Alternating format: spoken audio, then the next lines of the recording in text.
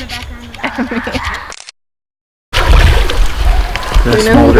Hey there everybody, it's been a minute since we talked last. It is currently Friday at the end of week 2. I do apologize, I didn't really film anything week 1 and I filmed very little week 2 just because I really wanted to be able to settle in and not feel so overwhelmed. And with that came my decision. I don't know who saw it on social media, but I made a decision to be posting weekly instead of daily, just because I was trying to keep up with that and I wasn't getting anything out of class for the first couple of days, and so I just decided that wasn't gonna work. But anyways, what you just saw were a few clips from the weekend before lectures started. We went as a school to a place called Silver Falls, and that was really cool. Got to kind of fellowship right before lectures and get to know everybody. And then week 1 was all about hearing and recognizing the voice of God, which was amazing because we talked about how God is a very vocal God. He's not this passive God that some people try to make him out to be. Like, he spoke the earth into existence and we continue to exist because he is still speaking. And we talked about like how you can have full-on conversations with God and he will respond to you. Like, you can have dialogue with God. And we talked about how like that may not always be audibly, because like God communicates in all the same ways we communicate.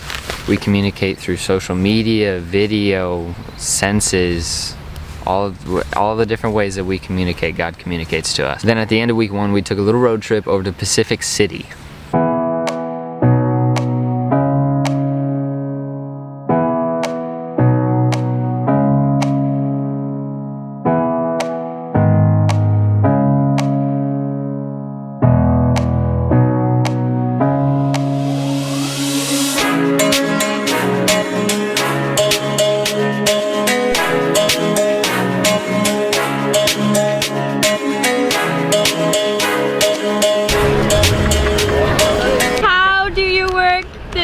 Wow, I'm really zoomed in on you.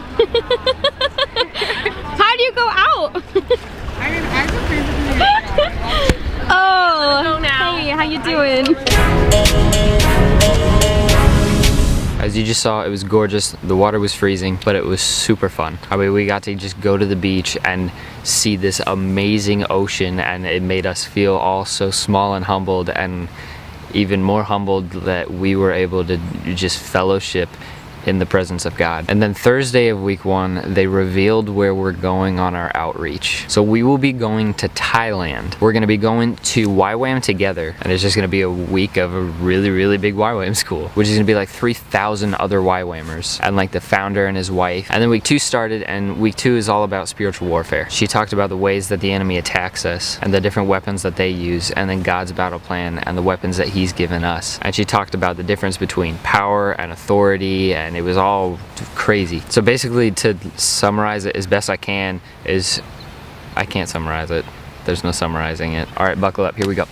So she talked about how God gave man authority to the earth. Man lost authority to the earth to Satan when they ate the fruit. Because it was man who lost authority to the earth, that's why Jesus had to be a man to reclaim authority of the earth. And he reclaimed authority of the earth by dying on the cross. When he reclaimed that authority, in his grace, he then gave it back to us because we did so well the first time. And then she went on to say that Satan still has all the power that he ever had, but he now no longer has authority of the earth. And then after class, I asked her about, is that why the Antichrist is going to be a man and all that? And it's all so crazy how that works. And she gave an example in one of the ways that the enemy works. She said, so if everybody knows we're going to Thailand, the enemy knows we're going to Thailand, everybody knows we're going to Thailand. One of the ways that the enemy would work, a demonic force would put a sickness on a baby. The parents then go sacrifice a chicken to try and make their baby well. The demonic force that put the sickness on the baby then takes the sickness off the baby, and now they believe that their God answered their prayer. We come around and knock on their door and say God loves you and he's all powerful. They're gonna be like, nope, sorry, my God's answered my prayers, and yada yada. So she talked about how we really need to shake the foundations before we can go into a country like that and just be like, I rebuke Buddhism. Then we also talked about how demons can't read your mind.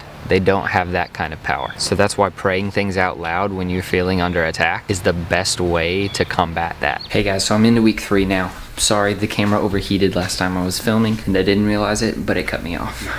But anyways, I wanted to extend an invitation to you guys for you guys to give me constructive criticism on the videos. Let me know if there's anything in particular you would like to see. Also, I'm kind of working on a structure for the videos so that they're a little easier to follow. Let me know if you have any input on that. So videos will be coming every Sunday morning from now on, so you guys can be expecting to see more of those. Anyways, thank you guys for the support. Thanks for keeping up. I love you guys, and I'll see you in the next one. Mark out. You stole my heart of gold after my silver soul.